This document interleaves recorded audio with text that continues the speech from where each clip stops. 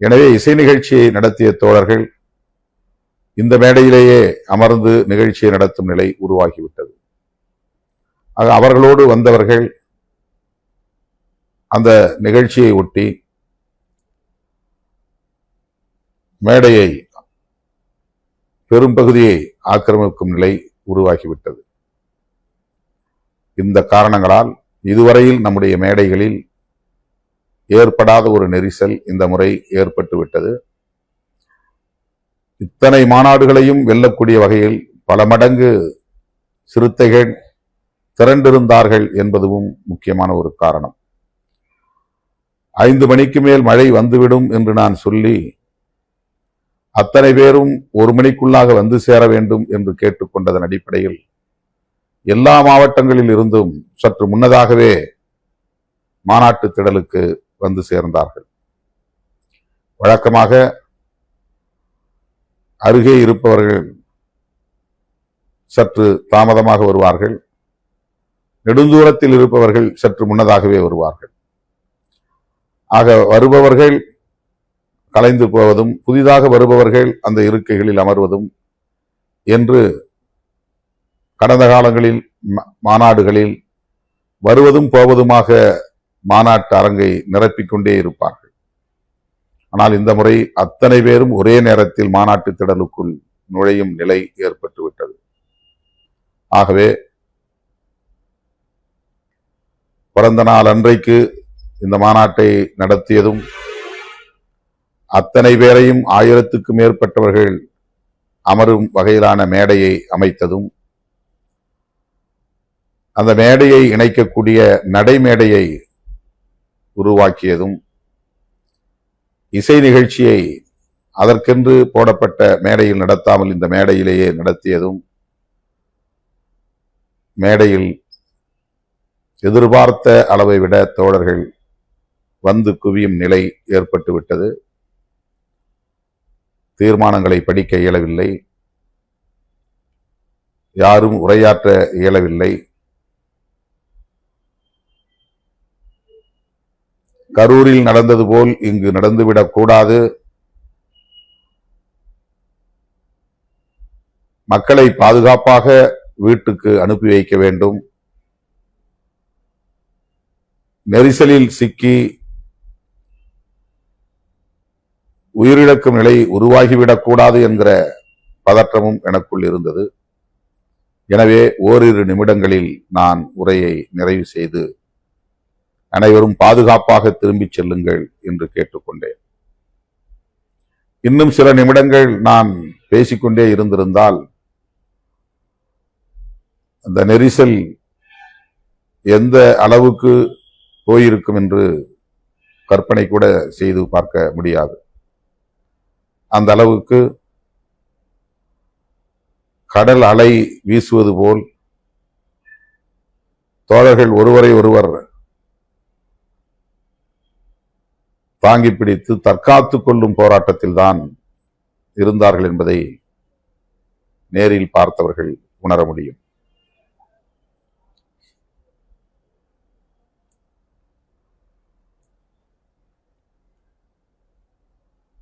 இதுவரையில் நாம் நடத்திய இந்த மாநாட்டிலும் இல்லாத அளவுக்கு புதிய இளைஞர்கள் லட்சக்கணக்கிலே திரண்டிருந்தார்கள் என்பதும் இங்கே குறிப்பிட வேண்டிய ஒன்று.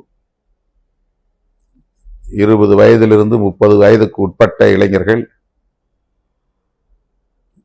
ஜென்சி என்று சொல்லப்படக்கூடிய அந்த இளைஞர்கள் வழக்கத்திற்கு மாறாக பெருமளவில் இந்த மாநாட்டுக்கு திரண்டு வந்திருந்தார்கள் என்பதும் ஒரு காரணம். அவர்கள் அத்தனை பேரும் என்னோடு அந்த நெரிசலிலும் கூட, மரண பயம் மேலோங்கி இருந்த நெரிசலிலும் கூட என்னோடு படம் எடுத்துக் கொள்ள வேண்டும் என்று அவர்கள் காட்டிய ஆர்வம் எனக்கு அச்சத்தை ஏற்படுத்தியது. பாதுகாப்பாக திரும்பி செல்லுங்கள் என்று ஒவ்வொருவரையும் நான் அந்த நெரிசலிலும் கேட்டுக்கொண்டேன். வயது முதிர்ந்தவர்கள், பெண்கள், சிறுவர்கள், என மாநாட்டுக்கு வந்தவர்கள் இந்த நெரிசலில் சிக்கிக்கொள்ளக்கூடாது, மாற்றுத்திறனாளிகள் இந்த நெரிசலில் சிக்கிக்கொள்ளக்கூடாது என்ற கவலை எனக்கு மேலோங்கியதால் 3 நிமிடங்களுக்குள்ளாக எனது உரையை நான் நிறைவு செய்துவிட்டேன். 125 தீர்மானங்கள். தமிழ் தேசியம் என்பது வெறும் மொழி உணர்வு அல்ல, இன உணர்வு அல்ல. அது ஒரு பேரினத்தின் நெடிய வரலாறு. அந்த தேசிய இனத்தின் தனித்துவத்தை பாதுகாக்க வேண்டிய பொறுப்பு தமிழ் தேசியம் என்கிற கோட்பாட்டில் இருந்துதான் வலிமை பெற முடியும்.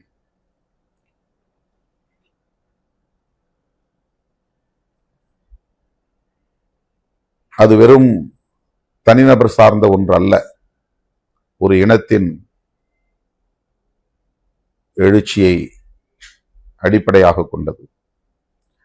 ஆகவேதான் இந்த மாநாட்டுக்கு நாம் தமிழ் தேசிய எழுச்சி மாநாடு என்ற தலைப்பை வைத்தோம். அதை போல இது எழுச்சி மிகுந்த மாநாடாக நடந்தது.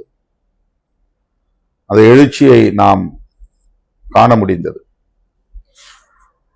சாதி ஒழிப்பு, மதச்சார்பின்மை, மாநில சுயாட்சி, அகில இந்திய அளவில் தேசிய இனங்களின் ஐக்கியம் ஆகியவற்றை தமிழ் தேசியமாக வளர்த்தெடுக்க வேண்டும், வலிமையுறை செய்ய வேண்டும் என்கிற அடிப்படையில் தான் இந்த மாநாட்டை நாம் ஒருங்கிணைத்தோம். பிற மொழியின் மீதோ பிற இனத்தின் மீதோ வெறுப்பை உமிழ்வது அல்ல தமிழ் தேசியம். பிற மொழி பேசும் தேசிய இனங்களோடு ஐக்கியத்தை கட்டி எழுப்புவதன் மூலம், ஒற்றுமையை உருவாக்குவதன் மூலம் உண்மையான கூட்டாட்சி புதுதில்லியிலே அமைக்க முடியும். அப்படி அமைய வேண்டும் என்கிற அடிப்படையில் தான் தமிழ் தேசியம் வலுப்பெற வேண்டும் என்று விடுதலை சிறுத்தைகள் கட்சி விரும்புகிறது, நம்புகிறது. ஆகவே தமிழ் தேசிய இனத்திற்கு பிற தேசிய இனங்களை பகையாக நிறுத்தாமல், இந்தி பேசக்கூடிய மக்களையும் இந்தி தேசிய இனத்தையும் கூட அந்த இனத்தை சார்ந்த உழைக்கும் மக்களின் உறவை நல்லிணக்கமான உறவாக பேண வேண்டும் என்பதை தேசிய இனங்களின் ஐக்கியத்தில் நாம் முன்வைக்கிறோம்.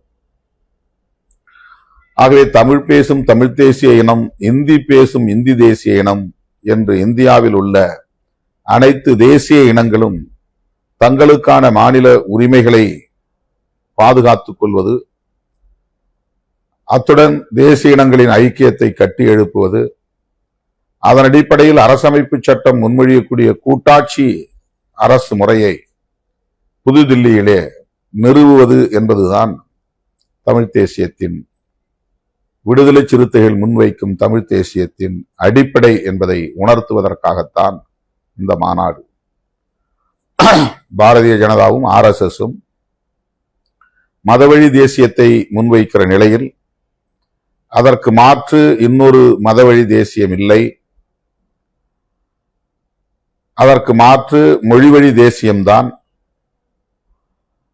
ஒரே நாடு ஒரே ஆட்சி என்கிற முறையில் மாநில அரசுகளே எதிர்காலத்தில் இருக்கக்கூடாது, மாநில கட்சிகள் இருக்கக்கூடாது, மாநிலம் சார்ந்த உணர்வுகள் வலிமை பெற்றுவிடக்கூடாது என்று சங் பரிவார்கள் திட்டம் போட்டு செயல்பட்டு வருகிறார்கள்.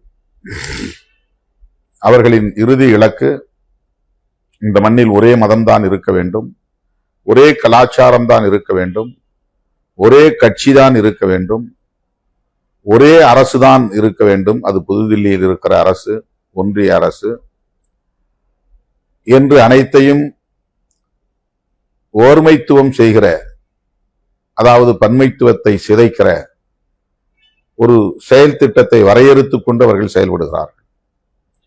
எனவே பாரதிய ஜனதா முன்வைக்கக்கூடிய RSS உள்ளிட்ட சங் பரிவார்கள் கட்டியமைக்க விரும்புகிற அந்த தேசியவாதத்தை எதிர்த்து மொழிவழி தேசியவாதத்தை உயர்த்தி பிடிக்க வேண்டும். அது ஒரு மாநிலம் மட்டுமே செய்தால் முடியாது.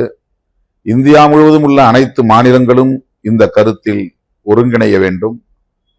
தமிழ் தேசியம் என்பதைப் போல தெலுங்கு தேசியம், மலையாள தேசியம், கன்னட தேசியம், மராட்டிய தேசியம், இந்தி தேசியம் என்று இங்கே மாநில அல்லது மொழிவாரி தேசியம் வலுப்பெற வேண்டும். இந்த தேசிய இனங்களுக்கு இடையிலான ஐக்கியம், ஒன்றிய கூட்டாட்சியை உருவாக்க வேண்டும். ஒரு இனம் நாட்டை ஆளுவது அல்லது ஒரு மதம் நாட்டை ஆளுவது, ஒரு கட்சி நாட்டை ஆளுவது பாசிசத்தை மேலும் வலுப்பெறச் செய்துவிடும். எனவே தமிழ் தேசியம் என்பது நம்முடைய தாய்மொழி என்கிற அடிப்படையில் அதன் மீது பற்றுக்கொள்வது,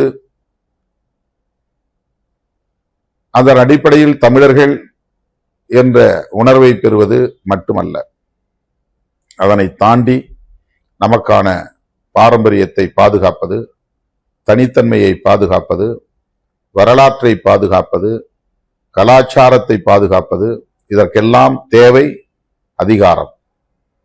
அதிகாரம் டெல்லியில் மட்டும் இருக்கக்கூடாது, சென்னையிலும் இருக்க வேண்டும், பெங்களூரிலும் இருக்க வேண்டும்,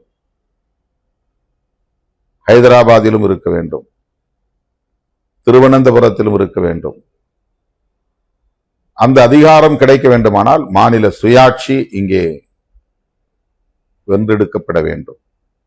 ஆகவேதான் விடுதலை சிறுத்தைகள் கட்சி மாநில அரசுகளுக்கு முழு அதிகாரத்தை வழங்கக்கூடிய வகையில் மாநில சுயாட்சியை மீண்டும் மீண்டும் வலியுறுத்துகிறது. ஏற்கனவே மாநில சுயாட்சி மாநாட்டை நாம் நடத்தி இருக்கிறோம். அதே போல தமிழர் இறையாண்மை மாநாட்டை நாம் நடத்தி இருக்கிறோம். தமிழீழ அங்கீகார மாநாட்டை நாம் நடத்தி இருக்கிறோம். இந்த மாநாடுகள் எல்லாம் சொல்லும் செய்தி, மொழிவழி தேசியம் மிகவும் இன்றியமையாத ஒரு தேவை என்பதாகும். ஆகவே நாம் பேசுகிற தமிழ் தேசியம் நம்மோடு இணக்கமாக இருக்க வேண்டிய பிறமொழி தேசிய இனங்களை பகைத்துக் கொள்வதற்காக அல்ல, அவர்கள் மீது வெறுப்பை உமிழ்வதற்காக அல்ல, அவர்களை இந்த அரசியலுக்கு உட்படுத்தி அவர்களையும் மொழிவழி தேசியவாத சக்திகளாக வளர்த்தெடுத்து அதன் அடிப்படையில் எதிர்காலத்தில் தேசிய இனங்களின் ஐக்கியத்தை கட்டி எழுப்புவது என்பதாகத்தான் இருக்க வேண்டும். அந்த அடிப்படையில் நாம் உருவாக்கிய களம்தான் தமிழ் தேசிய எழுச்சி மாநாடு என்கிற களமாகும்.